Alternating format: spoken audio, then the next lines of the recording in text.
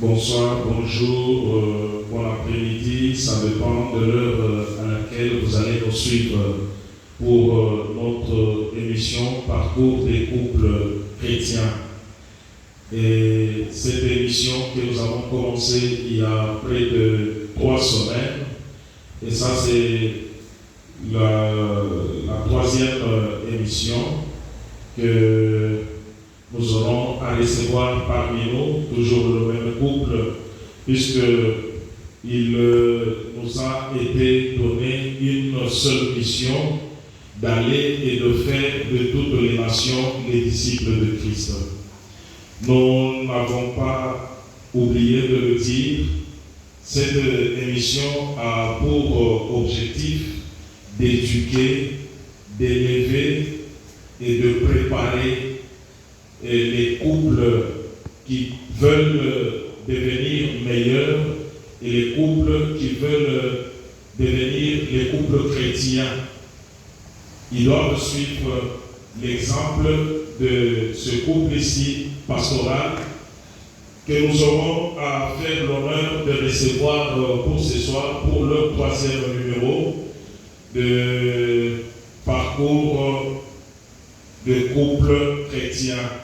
Et avec beaucoup d'acclamations, nous recevons le couple Katanga, pasteur Chris, avec maman Mary. Sur les acclamations, nous les recevons et nous leur demandons de monter.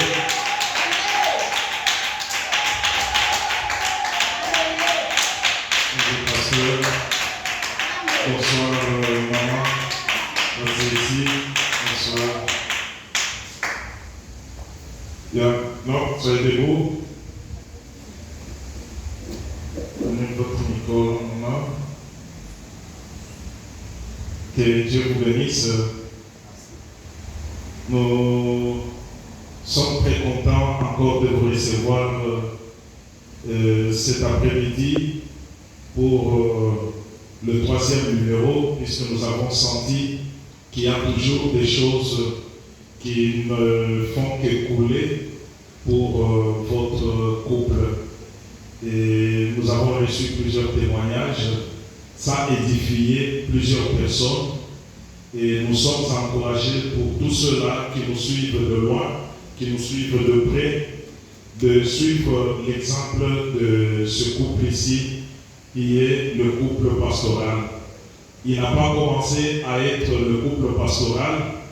C'est un couple chrétien, ils ont commencé très bas jusqu'à ce que le Seigneur les élève aujourd'hui dans le 3e numéro où nous aurons à parler sur leur parcours ministériel. Alors maman, nous vous recevons dans le nom de Jésus-Christ. Amen. Vous êtes très bien habillée, maman, avec le rouge. Et ça fait quand même le bonheur d'être épouse du pasteur. C'est très bien habillé. Et le pasteur, que Dieu bénisse notre pasteur, le berger de l'église Maranatha. La cravate, c'est très bien. Vous êtes vraiment bien habillé. J'envie votre cravate ce soir. C'est très beau. Merci. Prenez place.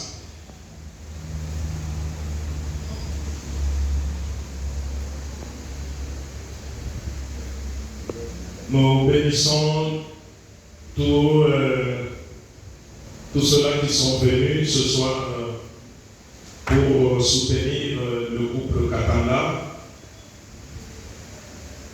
La fois passée, il y a déjà 2 numéros qui sont sur notre chaîne YouTube. Le premier est déjà là, le deuxième est déjà là. Plusieurs personnes ont regardé. Et il y a eu encore des gens qui ont regardé et qui ont aimé. Nous avons besoin de vos critiques. Nous avons besoin de vos suggestions. Telle qu'une sœur qui a appelé et qui nous a donné certaines suggestions pour améliorer notre façon de faire les choses. C'est comme ça, quand on fait quand même des suggestions avec beaucoup d'amour, avec amour, comme je le disais, ça nous encourage et ça fait voir réellement que vous nous aimez et vous voulez que nous puissions aller de l'avant. Parce que nous avons changé, je n'irai pas à poser des questions à tour de rôle. Et quand chacun va sentir qu'il faut qu'il parle, il peut prendre le micro et compléter ce que l'autre n'a pas parlé. Asseyez-vous très bien, pasteur. La caméra vous a déjà pris. Pasteur, il y a un parcours Yakobota. Maman Soki akoki ko bakisa akobakisa.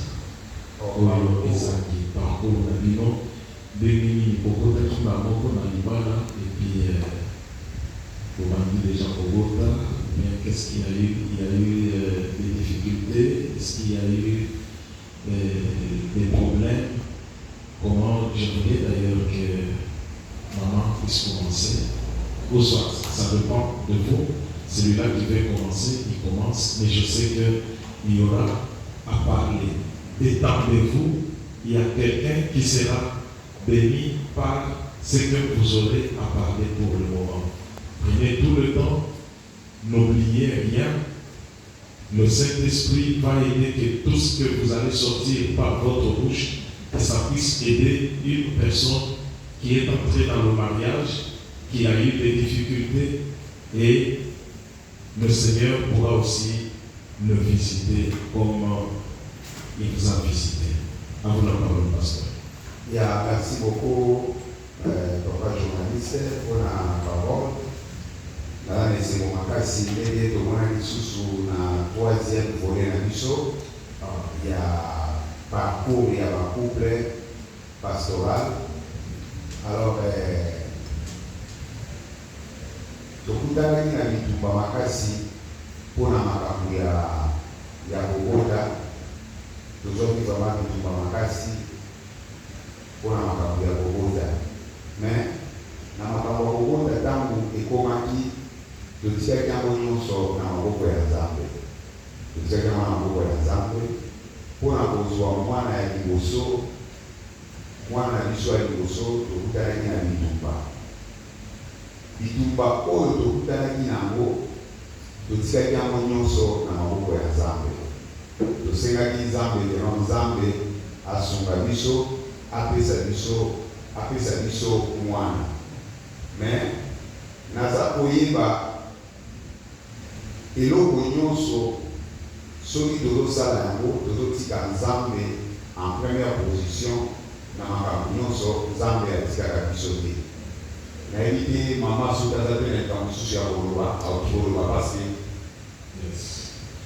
bamama nde bazalaka na susi wana makasi soki akoti na libala eke amoni bakouple mosusu baoyo kutu bazosambela te bakoti mbala moko omoni baboti. Est-ce que esalamilaki ye bongo ou soit qu'est-ce que vous avez enduré pour bobanga kobota? Et puis combien d'enfants est-ce que vous avez, maman? Merci. Nous avons parcouru l'union sur Azo Paradiso. Les avons l'émission des amis. Les a maté à présent édifié. Nous devons pas en passe à mon nez à mon asuka. Donc, l'émission est sans limite pour Toyaka Katolo Babadino Oyo. Les a y a pas ma main. Tout ça pour payer sa foi dans ma poésie Baléli. Pour que ça va être les hommes et les exister. Nakolobako na question ko kopanda nakolo mama kobonda. Pour mama kobonda tant na komaki, ebaki ka ke na kobonda ndenge mwasi nyonso a bota. Mais à ma grande surprise, nayebi komona na zuika na zemite. Donc nakomi komitobisama na ndenge nini nazozwa nzembo te eza nini mpo natikala kolongola nzembo te na jeunesse na nga nalongola nzembo te nasala eloko moko te ke oyo avortement ndenge eza koavorte mpo ebanda koakize yo ke eza a cause ya avortement osala nde ozozwa te mais sikoyo eza nini sikoyo nabandi nazomi nsima natali bato moko tovoyageaki na bango azalaki mikolo na ngai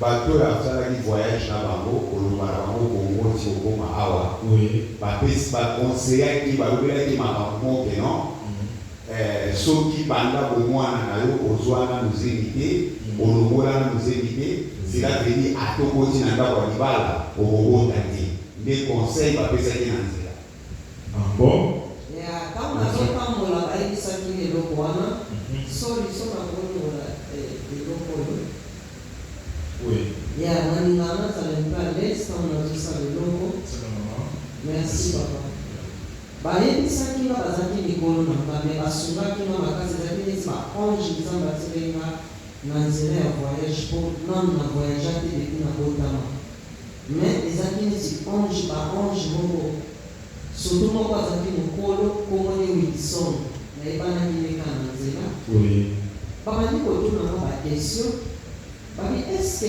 ndenge okende ndako ya libala eske so longola ata nzemi nabi te na vi na nga na longola nzemi te siko moko komona ezalaki joli alobi lokolo longola ata nzemi te se kobota na yo te mpo nde oza na mabele na tolo te eloko moko elakisa te ke obota po otikala po mwasi nyonso aza koserespecte falongola mwasi elipo etake akangaka mpe mabota donc il fallait bazoconseiller neti il fallait kosalaka expérience tant que vous allez avokende na ndako ya mwana bato yo kokende na ndako ya mwana bato oza na expérience te soki obota okende kaprese oonake libala olongola mpe zemi te soki okende kaofanda koloko mitakana nga sikoyo nabi te nalongola te bon nga nayebi makambo boyebisanga te eza eloko ya sika ntango nakomoluka mabota eloko wana ezoninga na lwi soki makambo bayaya ko balobanga nga motu falongola zemi so aza jeune fille nga nalongola zemi te cela veut dire naobota te wana sepose ka bakesion na ntango natuni ser moko azalaki na mboko oyo aisina te lokuta eske bato nyonso balongola bazemi mpo babala balongola te kabi lokola ayebisenga komopesinga fois mpo ngai nayebaki te mbala moko naye kokota priere mpo ntango nalelaki mpo na verifie pourkui nazobota te docteur akomelaki ngai bakisi apesenga bakisi alobi ozali na mai moko eza korefule baspermatozoïde mai wana moye spermatozoïde ekota efambisa mosala eza te eza na docteur congolais nazopesa ye mpe mbote mpo asungaki biso kombo na ye docteur Richard Richard oyo azalaka na hôpital moko na ville asila kokende na poto je pense non azali awa docteur wana asungaki biso mingi parce que ntango toyaki na mboka oyo tozali na mboka oyo eza na anglais okoki koloba ya nzela mais eza na baanglais oyo esengeli oyoka ya bamédecin alors le docteur là comme il était un congolais et nous avait aidé beaucoup asungaki biso ntango tokendeki na hôpital tokendeki mpona baconsultation tokomaki kokende kuna ezalaki mwa mosika na véritable ye azalaki lokola directeur kuna alors docteur wana abandaki koya azwi biso na mutuka toke na hôpital na ye en tout cas docteur wana asungaki biso na bakisi na batraitement alors donc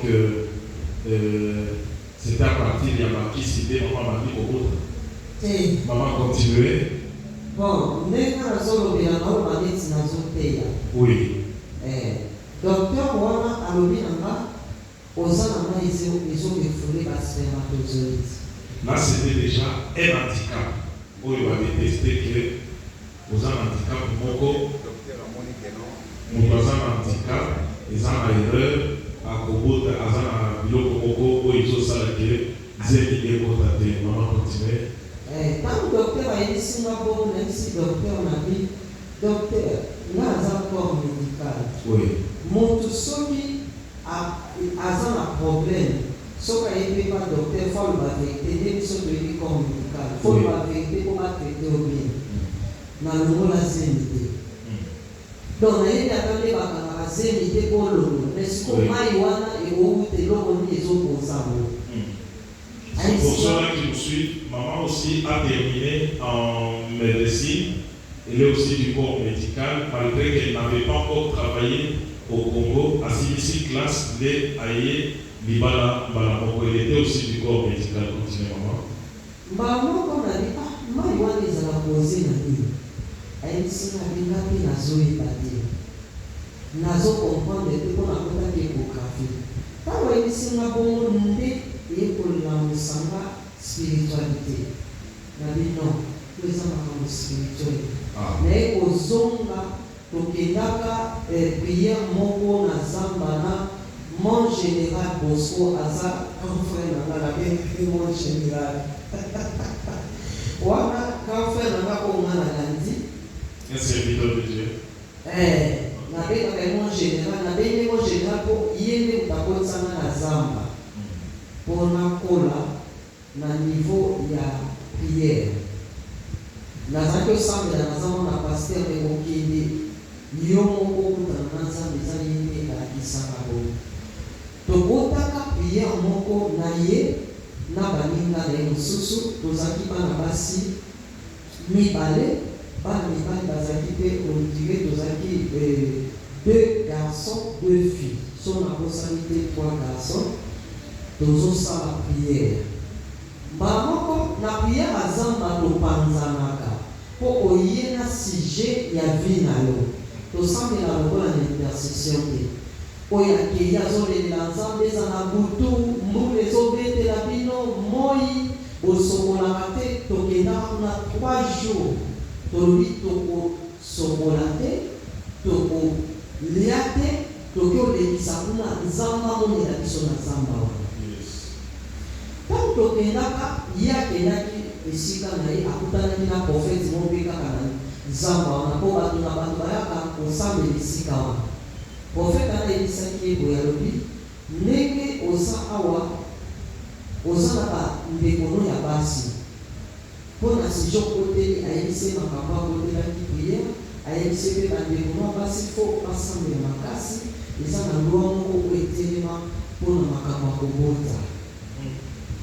Quand on a initié les habitations qui sont aux habités, quand on a zoné prière ici 3 jours, là il y a ça on a tout donné la prophète dans aux habités d'autres panzanaki, prophète ici là il faut qu'on semble la bonne dans la vie. Il y a un mot les habités directives où les personnes qui n'ont pas cassé dans la zone à Congo, là comme à couper ça au fond il y a pas dans la caille. Oh. Donc depuis Congo vous aviez eu une image qu'il fallait au moment pour attaquer, pour racheter.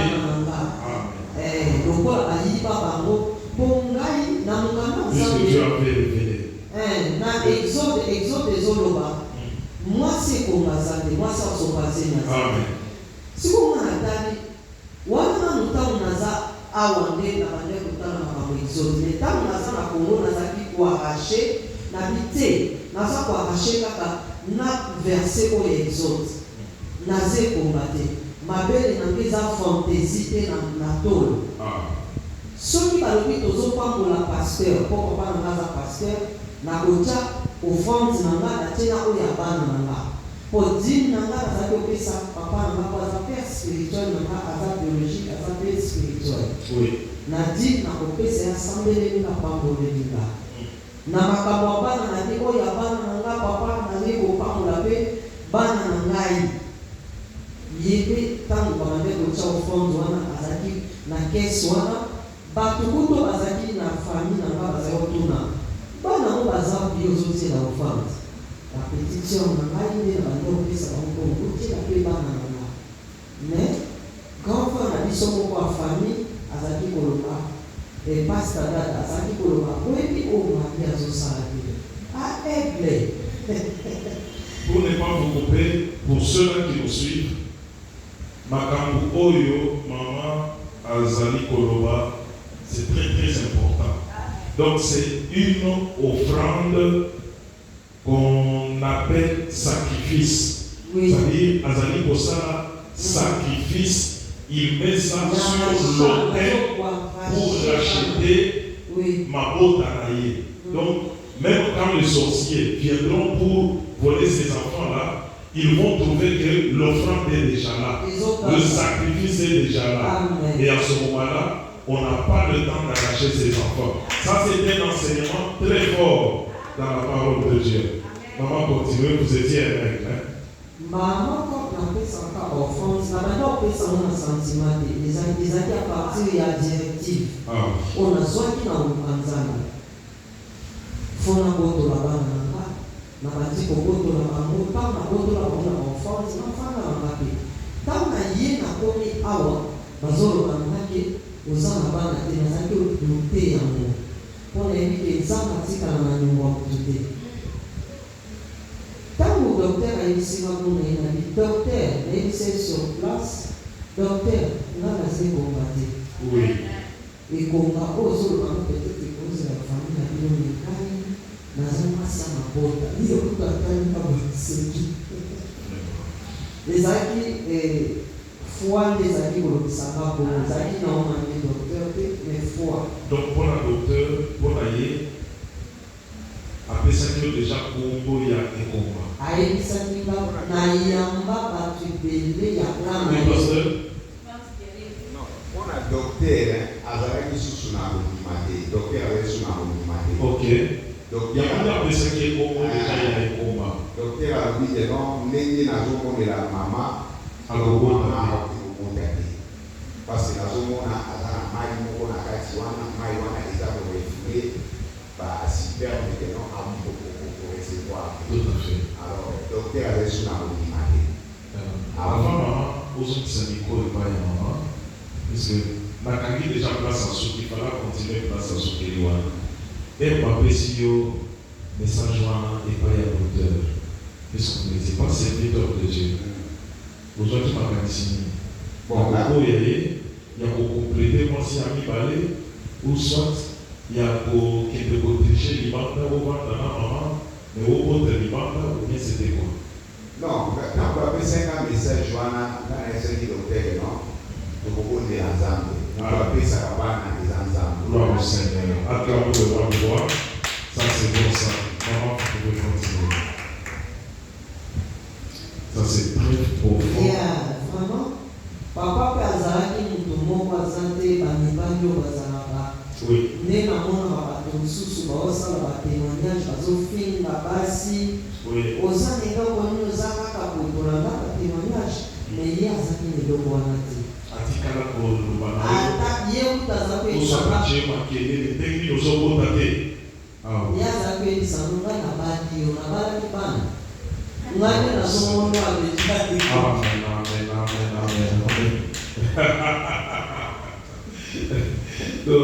bana nde bakoya apres nabali bana te nabali nde yo naeseke lelo ngai nde motu nabalaki yo nabalaki bana te motu apesaka bana eza nzambe alors il faut tozala confiance na nzambe nzambe akopesa biso bana nayebisaka voir même ye docteur je lui avais dit que non celui qui donne les enfants c'est l'Éternel des armées moi j'avais marié je n'avais pas marié les enfants l'Éternel va nous donner les enfants alors c'est ce que je lui avais dit ya tango nazomi nazwi sujet de prière nabi lokola docteur alobi ke eza na baka ebele atreta ya boye babota te na lisusu don la plupart babota te ka moke nde nabi te oyo ezali makambo oyo bayebisaka ngai na zamba ya moyo. Na bime nataki offrande fosi koma sa msala. Oui. Nzamba kokopesa o profesine ezosenga détermination na yo na mosala yo kosala mpona koarrache bénédiction wana. Oui. Na bandi na biloko eza boye na ye kokota priere. Bapesaki nga bakisi na bandi premier jour. Deuxième jour miso ezomona tene. Miso na biza kofungwama nazomona te. Mpona bakisi wana. Mekisi bapesaka mpona opere. Me ndenge nini bando bakisanga malade mosusu koto nazoloba lobiko miso ezomona te. So olingi okende na toilette oyebi ka nzela ya toilette ya ndako moko eza malgré miso emona te oyekambo na mindomo na kati kisi oyo. Donc nakataki yango mbala moko natuni ata docteur te. Nakoti priere nayebisaki mpe papa te. Nabi soki alobi nayebisa papa nakota priere peut-être ekozala na mwa empêchement moko. Donc nabi fona luka nzambe azomisela ngai bana na mbongo napesaki ya bana na nga natuna soki asali na nini.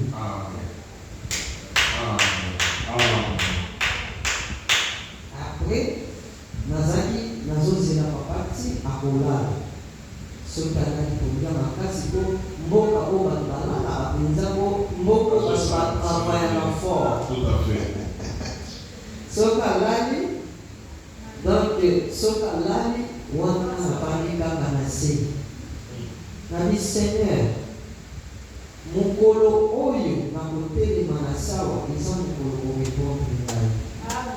Nayebi ete donc fozala oyebi fozala oza nzambe banyongo basambela na banyongo okosambela bakwamba boye te nzambe te.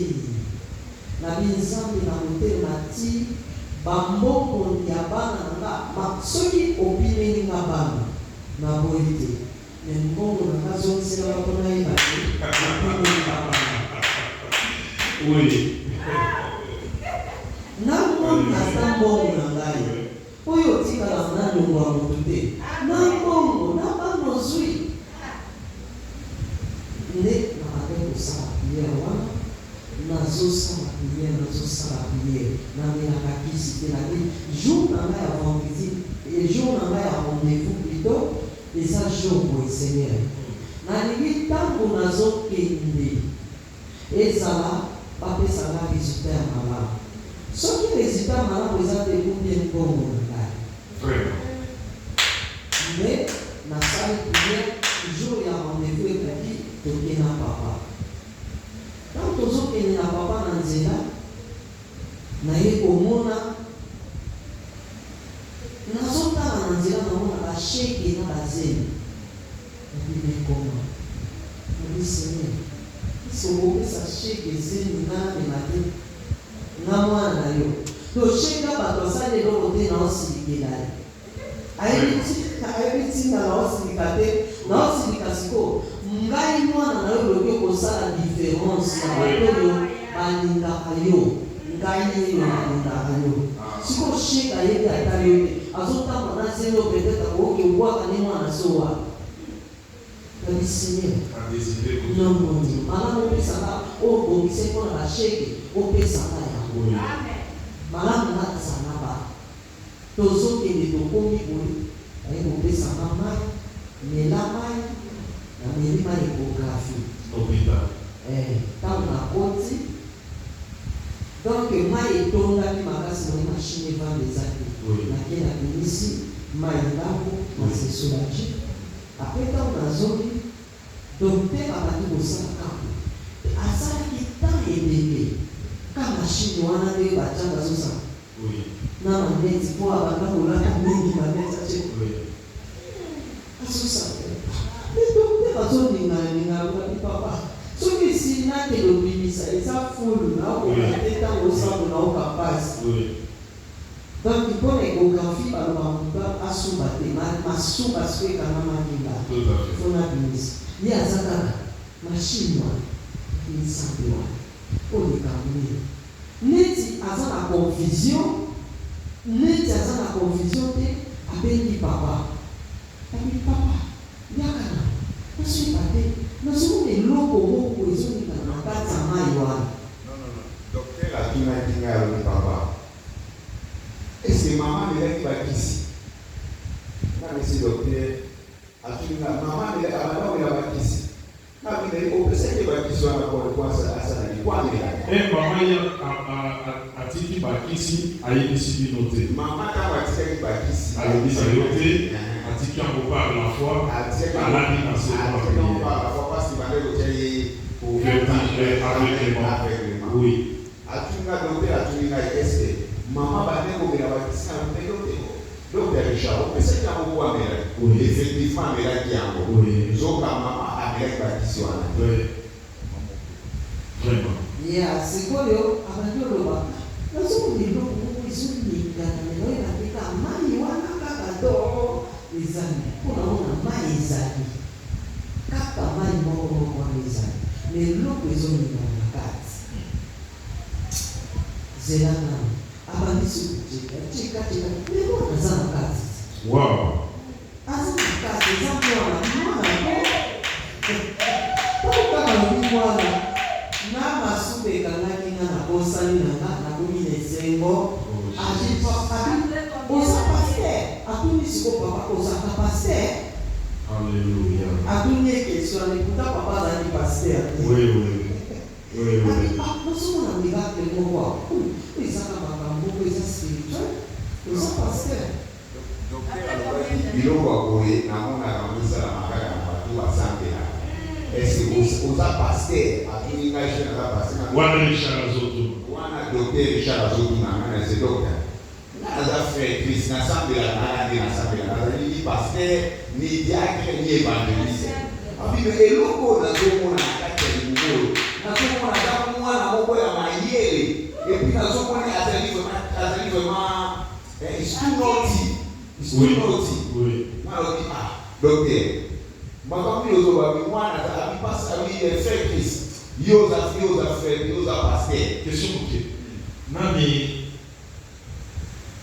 ekokendaki hôpital na ntango ekozonga mpona consultation, c'était combien de temps? Une semaine? Il y a quelques jours? Non, ils avaient été faits il y a 2 semaines. 2 semaines. 2 semaines, on a fait cette émission. Maman a mis la langue baptiste. Oyo okendaki avant batali bapesi ekombo ya ekopa puisque na kati bazalaki omona eloko moko ezali kobeta nde kolia nani ya mibali moyen à concevoir ezalaki te bapesi ye bakisi akei baku abwaki bakisi alali na se bozongi 2 semaines après c'est-à-dire 15 jours azotala na libumu amoni mwana savani na nachaki mwana atuka mukacheni mwana mezazambo.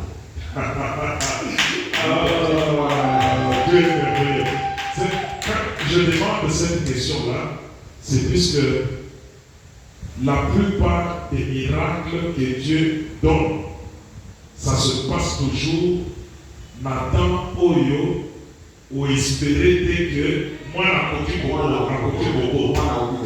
c'est-à-dire peut-être à l'occasion de rien, peut-être qu'il n'y a plus rien, ou vous n'avez rien fait, mais au hôpital, bataille moi oui.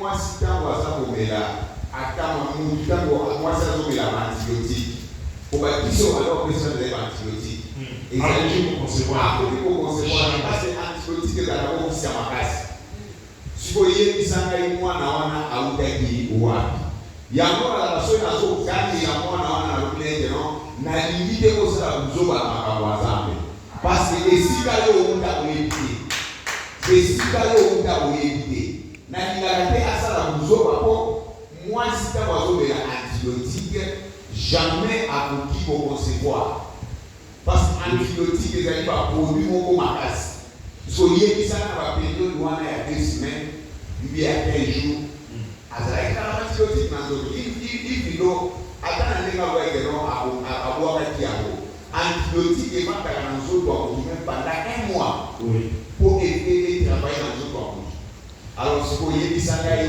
zeli wana eutaki wapi? Ça va aider plus d'une personne où il y a Zali Kolanda. Franchement, question, maman pose, tout Kangana nous place Oyo, au Sukaki. Je vais donner la parole, il y a quelqu'un qui a une question. Vous pouvez approcher ici, venez à côté de moi. S'il vous plaît, amenez-moi une chaise. Attendez, amenez-moi une chaise.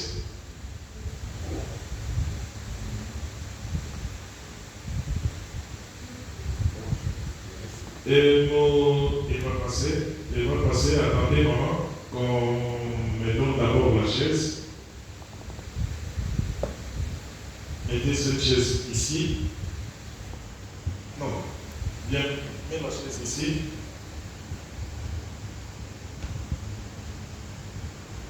Ok, si quelqu'un a une question, il va passer pour poser la question au couple. Maman, avancez. Mettez-vous. Vous avez une question à poser à notre groupe. J'ai une seule question que je voulais poser au couple. Après combien d'années de mariage que vous avez fait ça pourtant, maman sans pourtant on ne sait pas. C'est une question qui est vraiment. Pour poser question, n'est pas un maman. Après combien d'années il y a combien ensemble qui quand il y a microscope. Combien d'années microscope, échographie. Merci beaucoup maman. Que Dieu vous bénisse. Toi aussi tu as une question? Ok. Donc, maman, avant de continuer, je pense que cette question sera répondue après que maman a signé sa Nani Makambouazani Koloba, c'est très très important, puisque il ne faut pas tout tailler l'idée, il y a parcours, il y a Kobota, Azali à l'hôpital, Batali, Bamoni, et l'autre Moko, Netimoana, avant de m'allier. Maman continue. Merci pour votre parole, docteur Atali. Même moi, ils allaient qui capable. Pour moi, il y a un peu de spermatozoïdes. Mais tant qu'on a sali prière, même moi, ils allaient mais moi, les enfants là, oui. Donc, les amis na kosa, moi, les amis na kosa, il y a qui si vous, les amis, Jésus-Christ, pour la prière. Otia mwana kama yoniza yango ezali kotumisana na ke kuna kuna zomwana balongola bamayiwa ne mwana ezalaki ne mwana ye kovanda kaka na kati ya mai oyo na kati wana mai wana ezalaki neti empêchement moko boye oyo ekosala ke soki fécondité ekoti mai wana erefule yango mais mai elongwete mali ezali ezoko wana namonaki yango miracle mpona kati ya mali wana nazalaki ozomwana te me ndenge nakei ntango naye naluki nzambe namoni na kati ya mali wana mwana azali miracle ezalaki wana liboso donc ebayebisi bino ke mwana avandi na libumu aoza jean na zeli papa yebisinga naza na zeli papa yebisinga lokola docteur alobaki bacomplikation ezali mpo nazalaki na jaquette na bimaka moko papa pasepeli mapesi biso sangoabiete sikoyo oui bapesi biso sangoabiete sikoyo nazwi jaquette ntango nakangi jaquette mpo nasekaki yango awa na motolo papa lobi fongola jaquette ozomona ndenge docteur alobema eza na kati osere boye kosere te ozala bien te oetufe mwana papa bandi deja komona mwana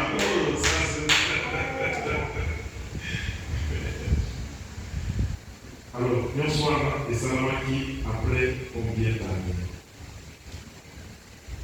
Yeah, wana esalamaki avant akende pa docteur eloko etindenga pa docteur eza mpo nazali kozwa bana te esali toloba esali ba 2 ans ba 2 ans 2 ans ya kovanda na mariage bato ya Kongo kutu bazalaki kotuna ngai bandeko na ye ti sikoyo nano bato bwaka soi te grand frère ya papa. C'est après 2 ans que le Seigneur est venu visiter notre sœur avec un enfant miraculeux. Sikoyo, progression, il y a Zéni, Ezraki normal, parcours, et ça m'a dit très bien jusqu'à 9 mois. Moi, j'attends azalaki déjà na libomi évolution bandeko ke na malamu wana bozokende kaka consultation par le docteur Richard. Non, tokende chez pas docteur et pas docteur Richard mama koma kolandela ba rendez-vous na ye na Eddington tozokende te ba rendez-vous normal makambo nyonso normal donc ntango docteur alobaki bino moko boye kosala ta test ya bino moko te pour se rassurer que il y a solo les amis. Non, docteur, tant que les premiers jours, tant que les gars, alors il y a un moment à la case et puis moi à la manière, il y a des gens qui ont dit, alors soit ils posent un je ne suis pas un docteur, à cette échographie, à telle position, moi, à cette évolution, moi, à cette scanner, à diviser du sous par les résultats, nous sommes moi, à ça pour évoluer, à ça pour scanner, moi, à tirer. Docteur a dit, on a une évolution à moi, les amis bien, au lieu où il y a aussi à celle qui sont lettres, il y a au Vénézuela, na Eddington, na hôpital à Bénin. Ça, c'est dès qu'il a mis de Dieu. Les temps que vous avez la chose, vous avez des rendez-vous, il y a Eddington, rendez-vous, il y a Eddington. Moi, j'attends pour Abotama qui bien. Mais maman bote comme les arrêts pour bote à l'imoso. Mon niveau bote au bote c'est biso qui non déni basara na moko pour na bote. Alors aïe pour bote na césarienne. À bote na césarienne c'est parce que les docteurs Richard a dit que non, ceux qui vont mourir à maï et bandi au bima. En tout cas il faut que les membres de l'hôpital pour na moi na zona équilibre. Pour ceux qui ont été des risques. Alors, comme les arrêts qui ont été pour les bâtiments, mais ils ont dit que non, maman a voté na césarienne. Après avoir voté après avoir voté à Moana, nous devons voter sur la bitumba. Bitumba, les arrêts qui soit de maman à Dende ou soit de Moana à Dende. Les arrêts qui bitumba Makas.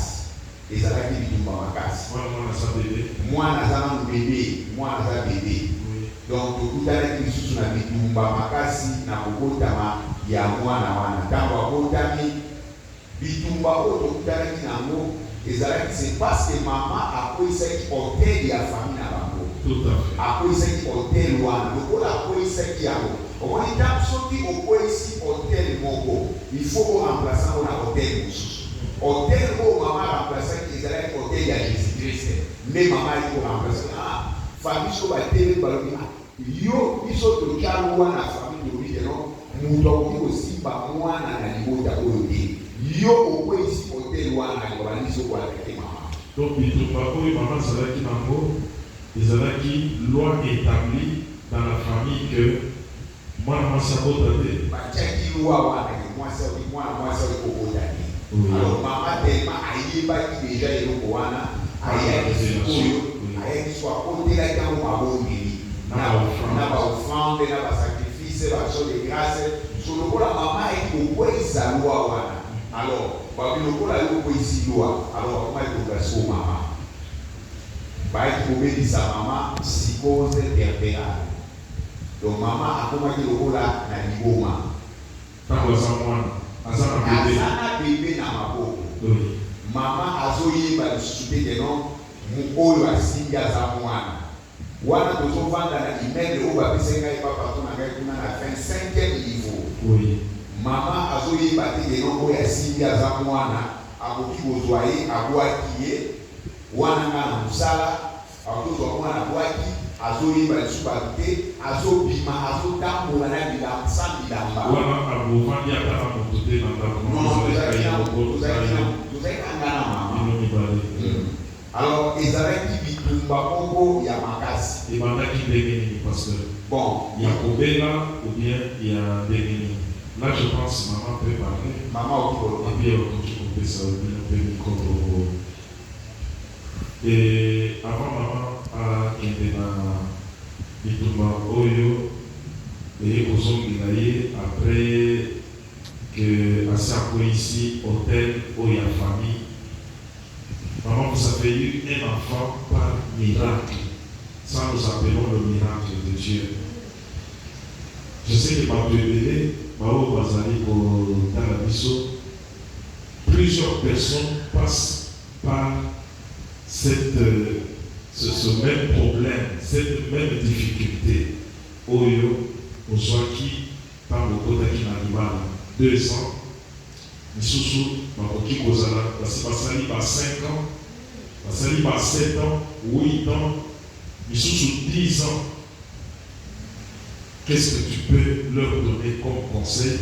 Balanga, hôpital, Misusu, Balisi, Bango, Biloko, na Oyo, Bakoki Koliate, Balisi, Bango, Masuba, Basali, Masuba, na Mabele, Balobisoki, Olie, Mabele, Wana, Léo, Kobo, Dame, Batikali, Kozomana, qu'est-ce que tu peux leur donner? Je sais. Est-ce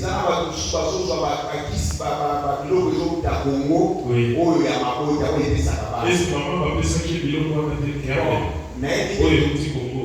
nayebi te peut-être bapesaki mama nga nazalaki te me nazalaka na mama mikolo nyonso nasali nayebi te peut-être mama esi. Il faut maintenant répondre à cette fille-là, à cette maman-là, à cette jeune fille-là qui t'écoute pendant ce temps. Oyo aleki na nzela oyo pe omonaki.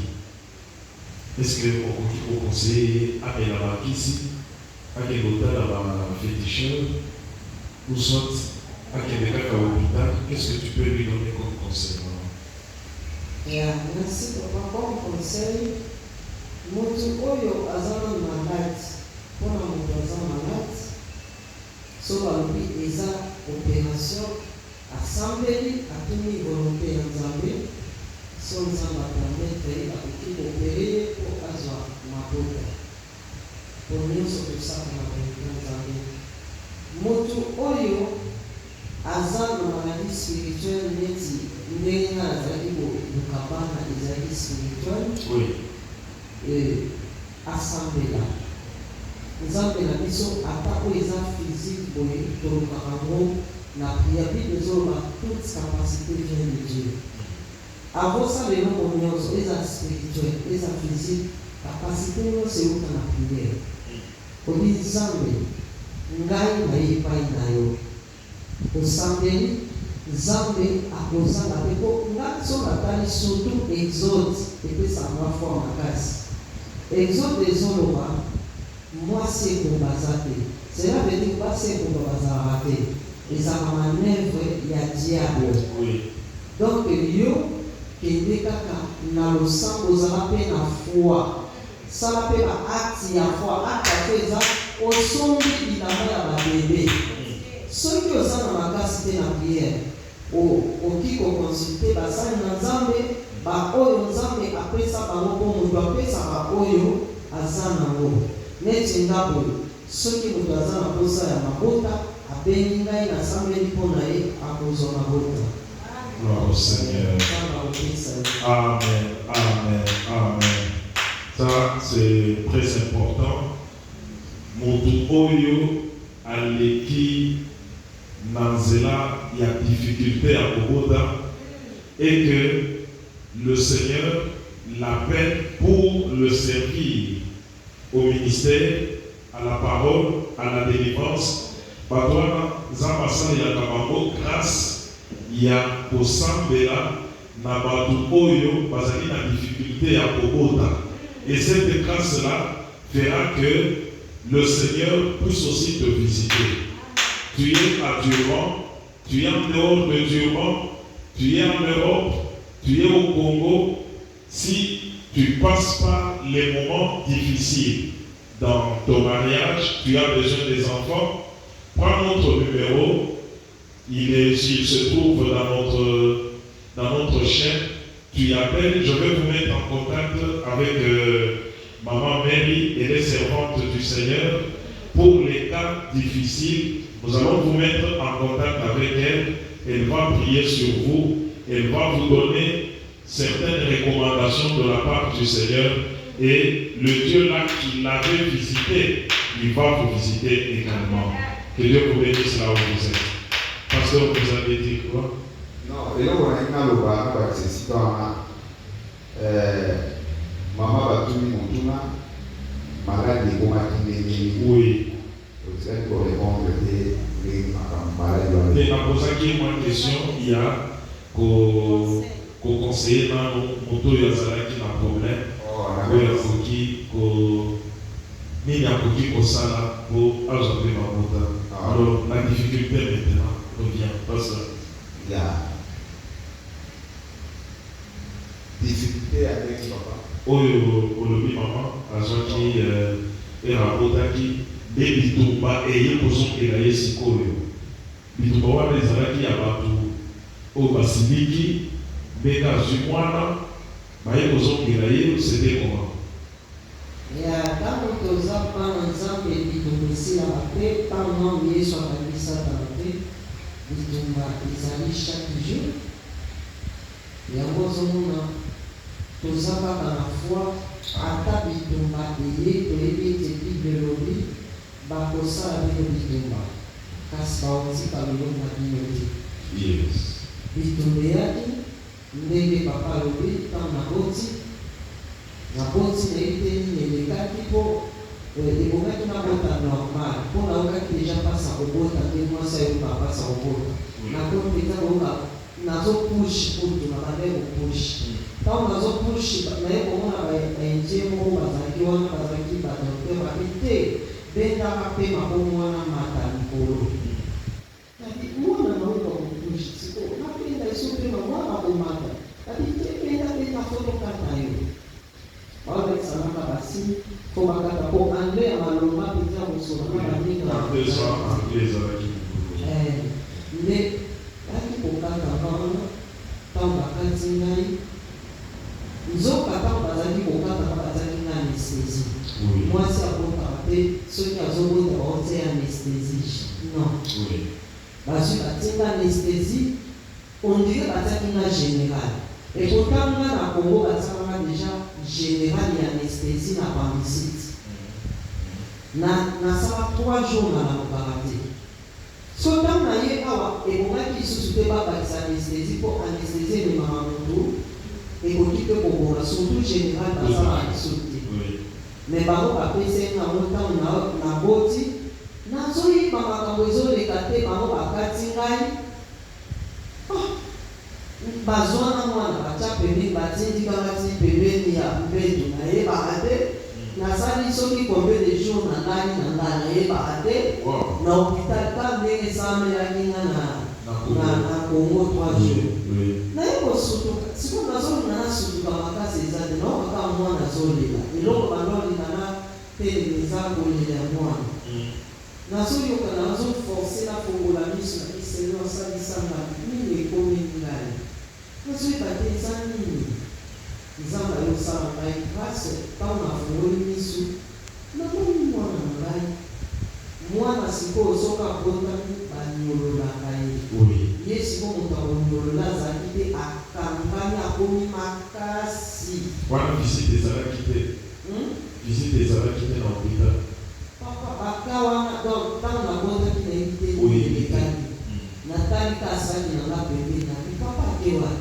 naotuna ngai mpo na mboka oyo bakarte maladi bazala totuna yebakiso papa azabi kaka baningana nabakotuna bango wapi mobali na nga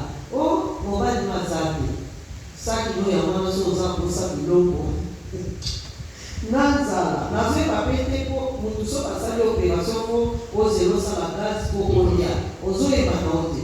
Nathalie Kaka, donc, ils ont pas amené. Amen.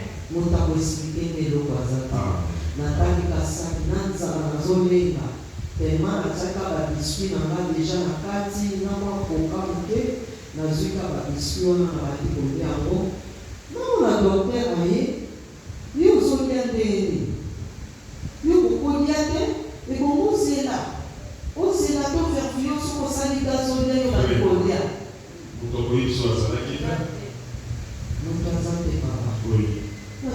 Beaucoup de gens qui n'ont pas de ngana zombia na bafumu toza la pembeni ai bisama na weba nini na mkinanza donc les bagage qui na ba mu ba tolo ba lo ba kena ba na saki gazi na lié Jésus na mioke ni ma na Seigneur na za ko médical na ebi et convenir et le monde de ça tout à fait moi na recruter zate na Seigneur à susciter là ceux qui n'avaient pas qui les éloges ressources. Tant qu'on va décider, pourquoi on-t-il y a musika? Ngana tali mwana kangalingai na simba mwana boye na Jésus. Biso tobotisa ba coucher zomona bozonyolisa bana po maboko ezala koleba mwana kangali aboma kasi soko saki ko anyoloka te likolo ana nyonso azalaki kaka boye mwana. Donc, papa, si nous avons dit que moi, nous avons dit oui. moi, quand dit boye, na tali na oki na kosa boye. Oui. Na Seigneur. Bazulu na boko bazo seka. Ngana sukuti bazo seka na bango. Vraiment bazo seka. Bota. Ai ni azo bandangi. Wana mtu nakaka na bangla mikeo wana bao bazosenga na bangonga. Tant na tele ni baisina bazosenga na zulu fanda usana puta ya makasi. Ngaka tele na force nyonso po na zomona bite ko simba wana te. Usa pausa na kasi ko bazanga zalo bazulu. Oui. Kwa wana bapalada. Bapalada. Tabi fanda tika mwana. Souvent, si on a un peu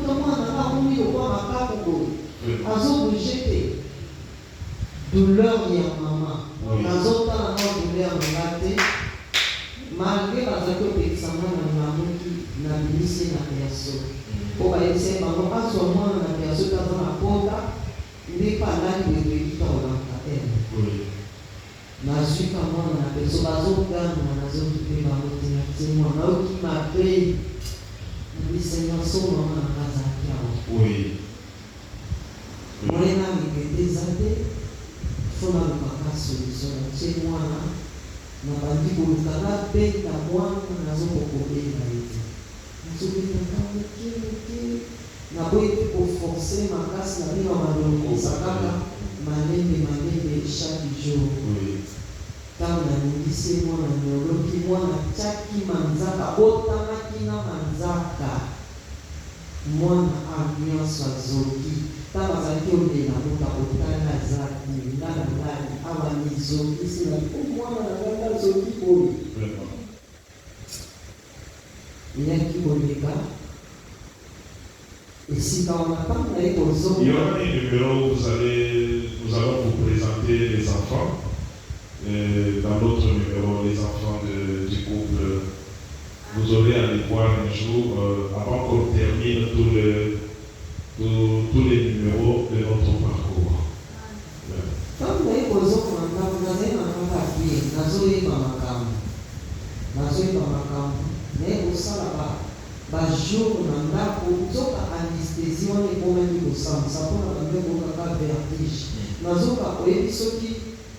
Soso azwi kizunguzungu. Oui. Nazaki kakoyoka kotanga nini hôpital. Nakupa vertige ya koliko na nini. Nzoka ezaki anesthésie ezaki ebele. Oui. Ekokutana na ndenge anesthésie liboso ebandi kosanga mabe.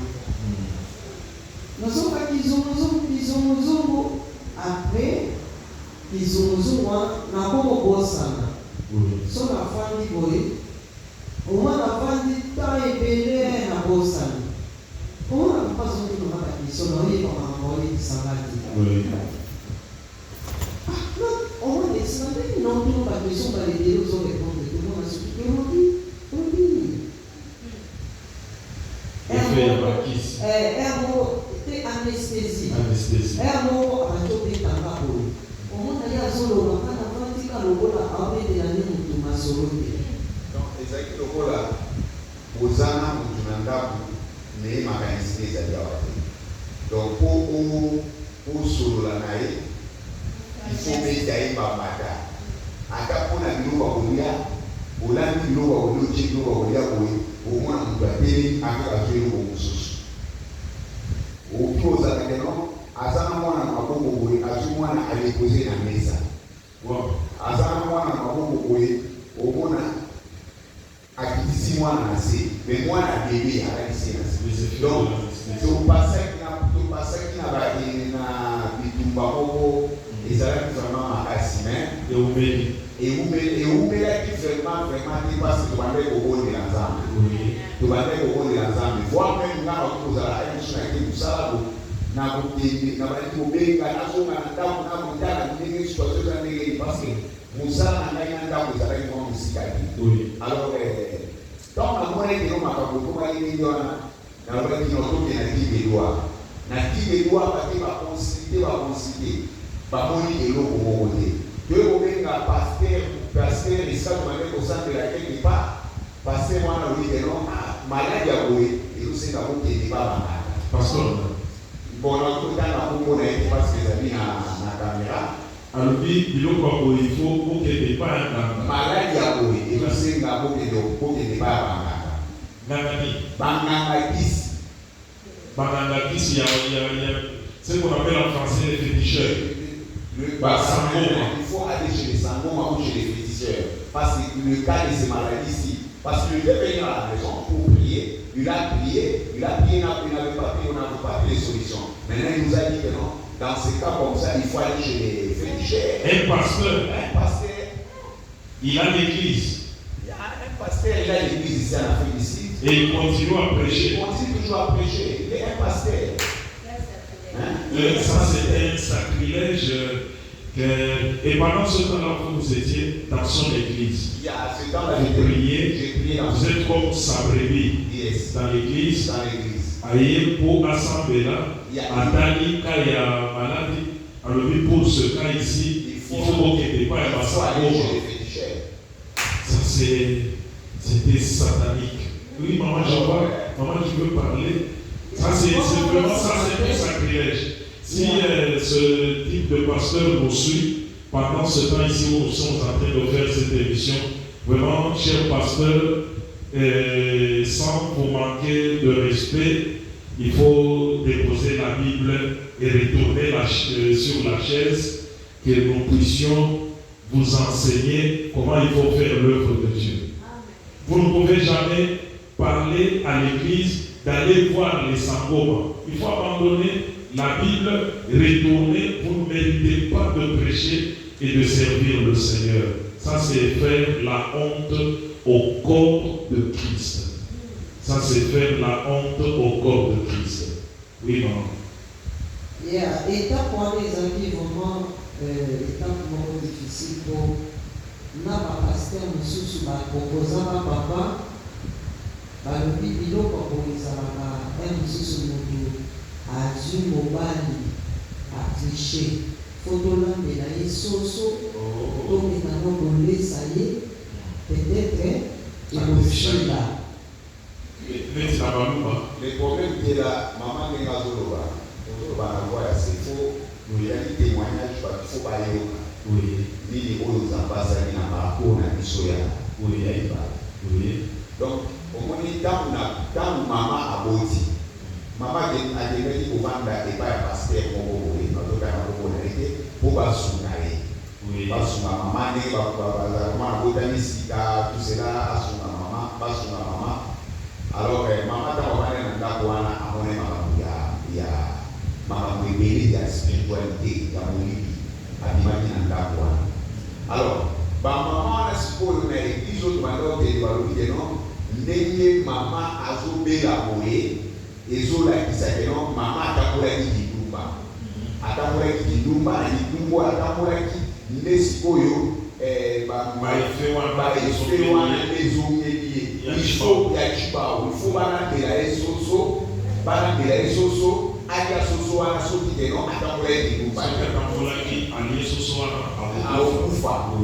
Alors nga ese banke non nga nayebi mwasi nanga malamu nayebi mwasi nanga malamu soki te mwasi nanga atakolaki mabe en tout cas na ndenge toza na ye na ndako moko ça fait maintenant 2 ans ngai ndenge kozala problème ebikisala na ndenge okende malamu te babusiness na ndenge kotambola malamu te en tout cas moi je ne crois pas na biloko wana parce que nayebi esika ni famille oyo mama auti te famille yonga na auti nayebi mpe etamboli ya mama parce que ndenge mama atambola bon nauti koloba te ke non nakomelela ye ngondo te me nga naza mobali na ye nayebi ndenge mama atambola. Alors bango makambo nga bande kobona na ndako bango bande kobona yango te. Alors ntango tobandi kobondela mama eki kozwa vision wana nde sikoyo esengeli alobala ngo mpona nani bana nzambe bakomprendre bayeba esika nini oyo mama azalaki ya kokangama.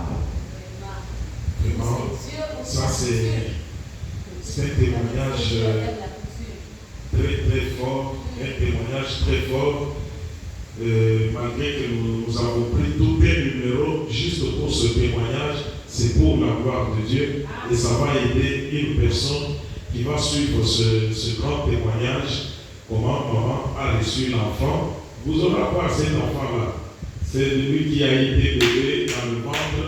Aujourd'hui, il est déjà devenu un adulte et c'est lui d'ailleurs qui est notre caméraman pour toutes nos émissions que nous faisons à l'église. Il sert le Seigneur dans l'église Maranatha, il prend les vidéos, il est intercesseur et il a déjà modéré.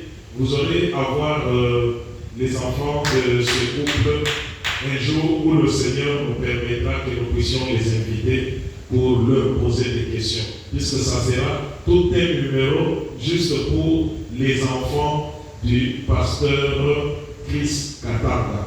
Un numéro pour les recevoir dans le parcours du couple. Maman, je pense, pasteur Apesakidino, nous tendons déjà vers la fin de notre émission d'aujourd'hui. Ça nous a pris, je pensais qu'on pouvait parler sur l'œuvre de Dieu, mais le Seigneur, il sait comment est-ce qu'il nous conduit. Je sais que ce numéro va aider plusieurs personnes. Maman l'a aidé, maman Bazali, Kokabwana, Lelo, juste à cause des enfants. Mibali Bazali Koko Yamasi, à cause des enfants. Moi, ça, je vous regarde. Bataille na libala, toujours mon clarté, au moins mon bali à mimi, à qui vous en voici mon sous. Mais le grand témoignage est là. Je vous ai déjà parlé de nous appeler. Si vous avez une difficulté, je vais vous mettre en contact avec la servante de Dieu. Elle a été toujours prête pour les cas difficiles. Elle est prête. Il y a la main du Seigneur qui l'a conduit. Elle va prier sur vous et le Seigneur va vous assister. Parce que vous avez dit que pour la question de Yasuka Oyo, vous avez dit couper ce micro dans maman. Bon, question à la dit pour les mamans, le bayango, parce que maman a fait couper sa rapport dans la monique. Maman a dit que non. Tant que vous avez dit que la wana a dit que non, azana kati ya prison. Prison où azalaki na kwa azalaki lokola omoni kazo bachaka ba lion ba makapu pour ba bimate. Soit monaki azana kati ya prison wana. So azomona mutu aliboma ko yazalaki na kati na bango. Mutu aliboma wana azoloba nete non yo obimesika wana te. Obima kati ya prison wana te. So mama alobi esprit mauvais sur bani sala makasi obima esika wana so to bilite okotika kati esika wana ndelo na yeye mama aloba wana pe tamba kwa na vision Oui. ndelo na yeye mama aloba aiba teno esikani ngo ya uti esikani zamba bisi kubino azokosa na deja. Ça c'est un très grand témoignage. Ozokosa na te mais ezali tango ozopesa témoignage donc ozo eza lokola ozo kokolisa bana nzambe mosusu na kondima epai ya nzambe kokolisa bato mosusu mpe na oyo nzambe asaleli yo parce ezali obelaki ozali lokola okomaki na liboma so liboma wana ekobelaki yo ndenge nzambe asaleli yo po obima na délivrance. Ya tangu nabotaki nalekanaki na problème na lobi nazalaki oyeba lisusu lokote mosusu naolata jipe direct eza na se papa ndenge baloyesana ye bando na nzambe direct mosusu ozoyeba ndenge naolata te akomisana bilamba donc ezali mpenza difficile sikoyo ntango bamemi ngai na hôpital nayebisi papa ke batuni wapi mobali na ye après balobi yo nde okosala effort mpo ozongisa makanisi po eza psychose préparatoire eza makanisi ne soki olongi akoyika kokoma liboma pe wana nde banete baloba ntango tozongi kaka nazali koyebaka te na kati ya koyeba te wana nazalaki namoni vision oyo nazalaki komona ezalaki te ke banio bazalaki na kati ya nini wana ezalaki peti ka neti oyo eza boye ya eglise namoni sikoyo namoni na mikuti na kati ya esika moko boye namoni ka moto liboma me tete ekangama tete oka ya libele oteke ekangama ntina se ata lidusu eza te oyo odusola boye ndenge namonaki natali na bajolela na biko ata fourmi lidusu ya fourmi eza te na molipela wapi ekangama maboko namoni moto alibonga apesenga mokongo atali ngai okobima te ndenge okoti awa tokomi mibale ye mpe azalaki na kati wana nakutaki nde ye na kati ntango nakoti ekangi aisinga okobima te na bajolela azala na quartier na biso donc ntango namoni ayebisinga mpona bajolela nabi seigneur place boye nakomi ndenge nini bamonaki voi eyebisi ngai sala effort voix audible elobi sala effort obima esika oyo partout okomona lidusu ata neti ya fourmi sala effort obima soki obimi te otikali alibela natala esika voi eyebisinga natala lidusu eza te geti ndenge ya biso Afrique du Sud ete ya Congo mpe soki ezalaka olikana ntinesi nakokutala lidusu eza wapi ngala wana lidusu te mais spirituellement na se concentre na bivoi oyo eza fo nasala efo nalanga voi oyo soki ana echoué esili mponana nakandi miso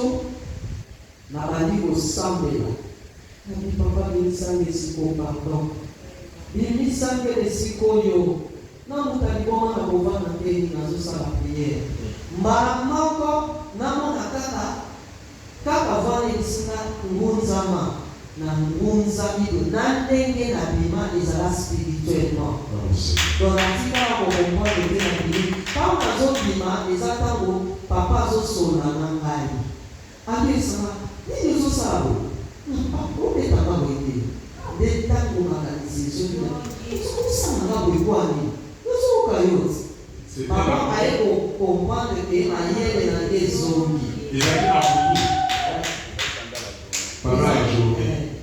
nde ayebisika ezongi mpona neti kobetaka boye te pasteur s'il vous plaît azalaki kosala nini ntango obetaki ye boye geste nini asalisi que ye azalaki na kati ya extase on appelle ça extase na vision wana sikoyo nini azalaki osala mama azalaki calme avandi boye donc azoloba te donc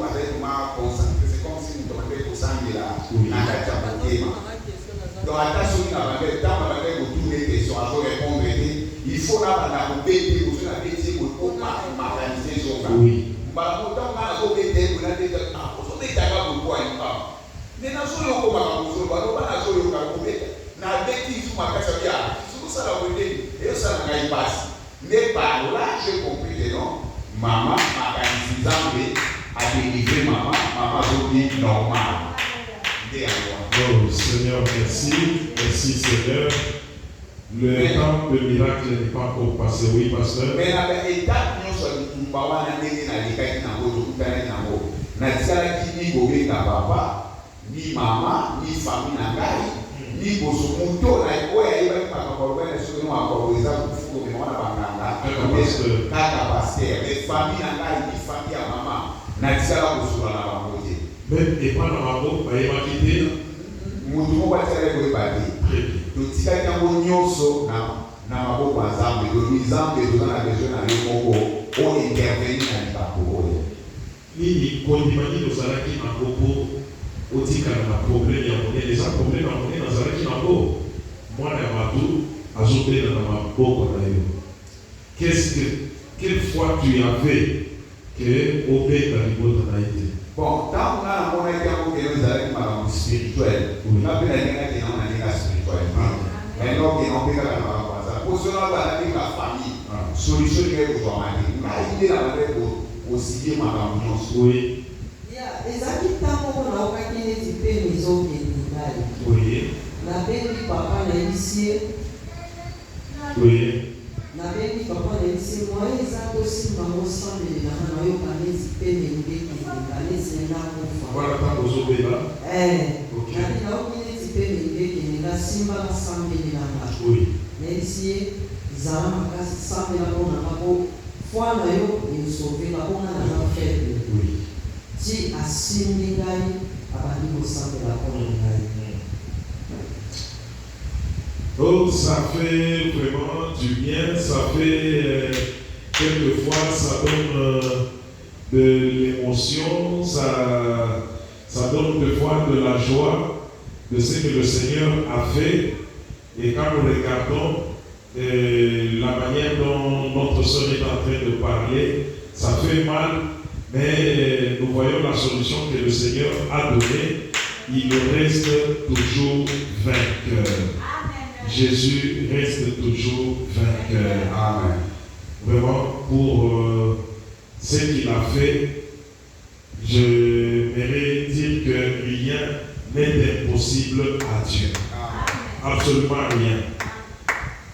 Tout celui qui suivra cette vidéo, je trouve que c'est le meilleur des numéros qu'on aurait fait, c'est ce numéro ici. Un numéro qui va aider plusieurs personnes dans le parcours de notre Dieu. On dirait les amis pétés, mais il y a des grandes choses à l'intérieur. Si vous suivez cette vidéo, vous suivez encore, vous allez trouver que le Seigneur va vous accorder la foi comme celle qu'elle avait donnée à la sœur et à son mari pour que vous soyez aussi visités comme il vous a visité. Maman? Il y a un autre exemple qu'on va donner aujourd'hui. Donc, quand on fait la histoire, c'est facile pour nous parler. Au moins, même attitude, les amis des autres hommes qui sont là, l'événement le passé. Donc, les autres sont pas cité, mais l'événement n'a pas ça. Papa Betio, aujourd'hui, maman, c'est Nico. Immédiatement, l'esprit est revenu à partir de la vision au salaire qui comprend dans la cage, au salaire qui est fort au midi et pour décider dans le papa Mandaki.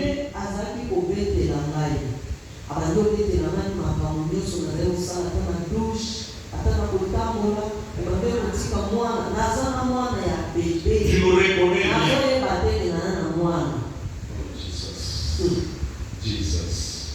Yango se mboko soka moninga awaza na mboko alisanga njo kusone bise na soka mkongo pasa ni mali tika koloba boye. Jesus. Yo yebi nanga to obenda. Oh Seigneur. Abitika polisi lokote. Donc yende papa bengaka ye mpona ala bakotala mwana bazoyeba te ke naza na mwana. Se bango baza awa mama Mimi papa moleli. Maman Mimi. Oh, Maman Mimi, pour ce qu'il a fait dans la famille du pasteur Chris pendant ce temps-là. Nous arrivons à la fin de notre émission d'aujourd'hui qui nous a pris juste un seul point on a parlé d'un seul enfant, le premier-né. Les autres, voilà,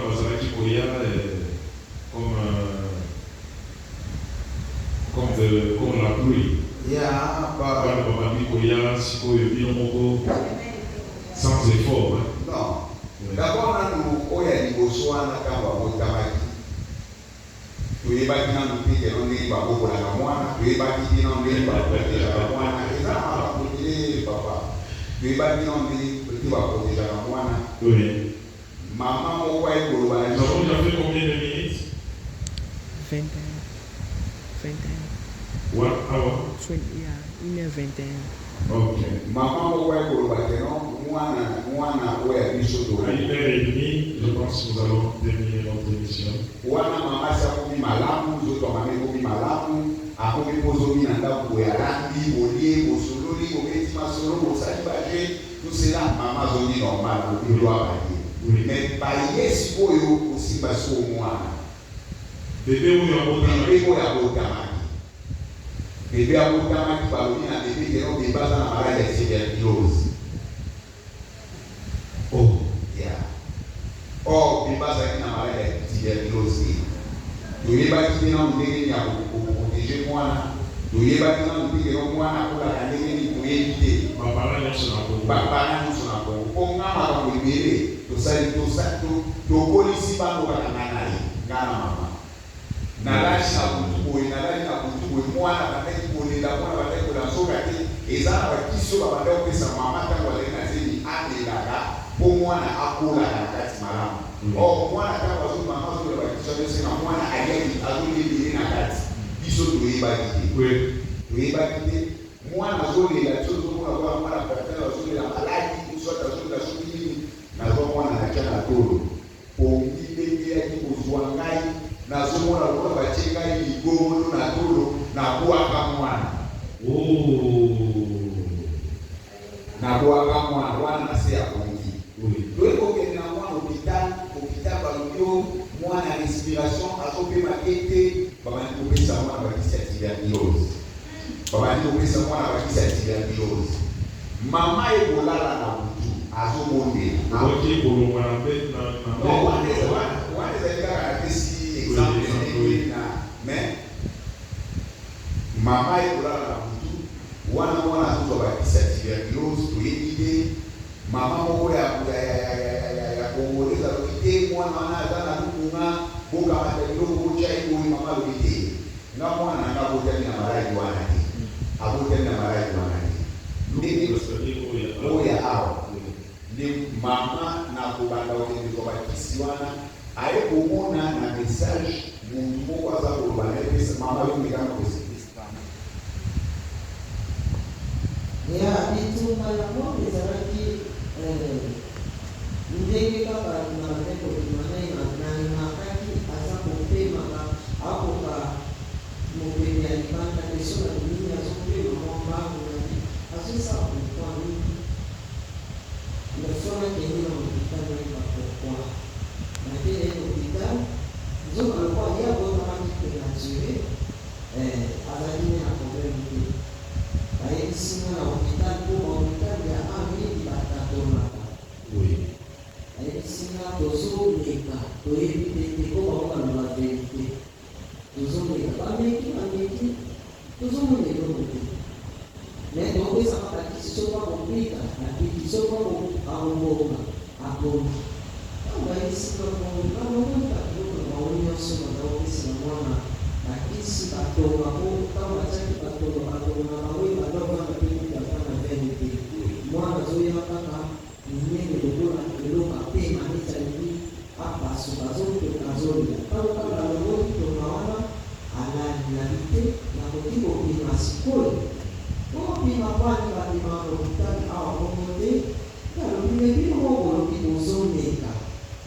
bozoyeba te so bakisi bopesa ye peut-être eosimba te na organisme na ye bango baboyi kaka babinaki yango na baforce babi soki aboni komeka komema ye awa te ngabi akozonga te